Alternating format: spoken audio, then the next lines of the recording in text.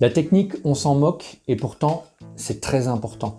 Quand tu allais voir une exposition, peut-être que tu as vu une œuvre et qui t'a attiré dans sa globalité, quelque chose vraiment t'a frappé dans la figure qu'elle représentait. Et puis tu t'es rapproché. Et tu t'es rapproché, tu en as vu des détails. Et là, tu es vraiment dans l'intimité du peintre. Tu es vraiment dans l'intimité de son travail, la juxtaposition de ses couleurs, de ses matières. Et c'est quelque chose qui est aussi très inspirant parce que quand tu recules à nouveau, d'un seul coup, ça prend une autre signification, ou pas signification, mais ça prend une plus grande profondeur. Tu as différents du coup niveaux de lecture et niveau d'appréciation de cette œuvre. Je me regarde ça parce que je vois mon œuvre qui est devant, donc ça c'est quelque chose que je ne comprenais pas forcément lorsque j'étais en école d'art. Je ne comprenais pas cette jouissance que tiraient les élèves autour de moi dans leur mixture. Je me moquais gentiment de mon épouse, Sabine, que j'ai connue en école d'art et qui était dans ses mélanges, ces peintures qui étaient très belles, hein. Il y avait des couches et des couches. Ces expérimentations-là, c'est quelque chose que je ne comprenais pas. Pour moi, c'était quelque chose de même un peu puéril en fait, hein, travailler avec du boubi-boulga, avoir cette jouissance de la matière, ça fait du bruit, on sent l'humidité, on sent les choses collent sur les doigts, on est vraiment imprégné en fait de la matière qu'on étale comme ça sur son support. Et moi qui étais au dessin, hein, qui essayait d'être propre, qui a toujours été habitué à ça, lorsqu'on m'a demandé de peindre comme ça, en fait, peindre fait partie d'autres techniques. C'est surtout de l'art plastique. En fait, il y a de la peinture, mais on peut adopter d'autres façons de poser quelque chose sur sa toile. La preuve aujourd'hui, hein, j'en suis au collage. C'était quelque chose qui m'était complètement étranger. Là où la technique n'est pas... on s'en fout, où on ne peut pas résumer sa démarche artistique à la seule jouissance de la matière, tu le vois par exemple avec le pouring. Bon, c'est bien d'utiliser en fait des nouvelles matières, des nouveaux matériaux, parce que tant que ça sert une intention, tant que ça sert justement un acte volontaire, tant que ça sert un vrai but et d'exprimer quelque chose que simplement d'avoir des jolies coulures, là effectivement on peut faire de très belles choses avec le pouring. Bon, la plupart du temps on voit des œuvres qui se révèlent plus être de l'ordre du loisir créatif que de la vraie peinture avec le pouring.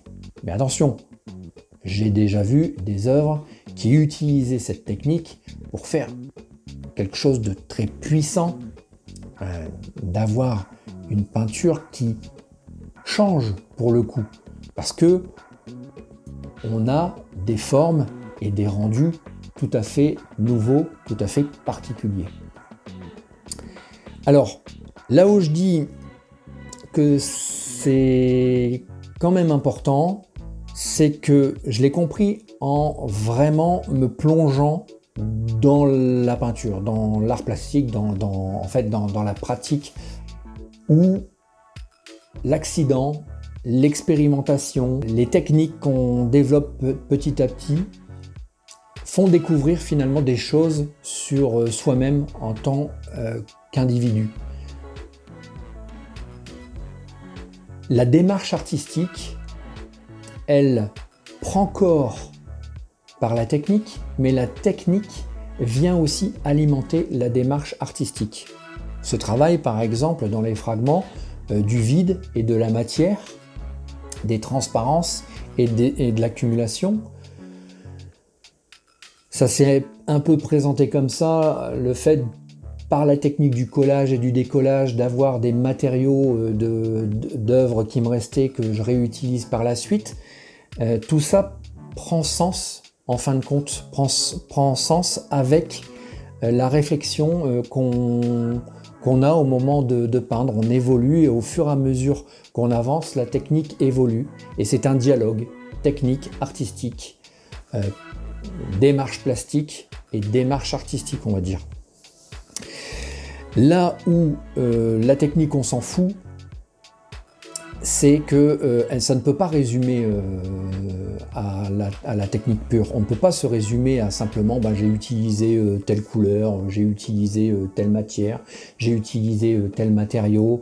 D'ailleurs, en fait, quand les gens m'interrogent sur les œuvres, quand il y a une œuvre qui leur plaît et me posent des questions, ils ne me posent pas des questions sur la matière. La seule chose qu'on peut avoir, sur laquelle on peut avoir sur la matière, c'est dès lors que on est dans un aspect de conservation. En fait, quand on a une activité artistique, quand on veut vivre de son art, il faut bien vendre. Et ce qu'on doit garantir finalement aux personnes qui acquièrent les œuvres, c'est d'avoir une bonne conservation. Par exemple, pourquoi j'ai utilisé cette œuvre, pourquoi j'ai mis cette œuvre ici devant moi, c'est une œuvre que je ne peux plus vendre. Pourquoi ? Quand on voit en surface, en fait, ça fait partie de mes débuts, de mes expérimentations. Les cosmogonies m'ont permis d'apprendre aussi sur certaines matières, sur certains vernis, etc. Et on ne pouvait pas mettre tout et n'importe quoi sur son support. Le fait d'avoir un mélange, un mix média qui mélange les matières sèches et les matières grasses, font que c'est très difficile à sécher, à vernir, et on ne peut pas utiliser n'importe quel vernis. Et à l'époque, je n'avais pas du tout cette culture-là, et j'ai fait un massacre en utilisant un vernis qui était inapproprié. Alors, du coup, on voit légèrement en surface ici des craquelures qui sont tout à fait disgracieuses. Je ne peux pas dire que ça fait vieille peinture, c'est pas le sujet. Je vais pas tromper la personne qui veut qui veut m'acheter une œuvre. Elle a besoin d'avoir un rendu efficace, et je ne suis pas sûr de comment ça va vieillir. Donc, il est hors de question pour moi de proposer cette œuvre à la vente. Je la garde. Là, je l'ai nettoyée il y a peu de temps. Je vais tenter quelque chose pour un peu la sauver, entre guillemets. Ça n'empêche pas que d'aspect général, elle nous plaise à Sabine et à moi, et qu'on ait envie de la garder parce qu'elle a une connotation particulière dans notre vie aussi.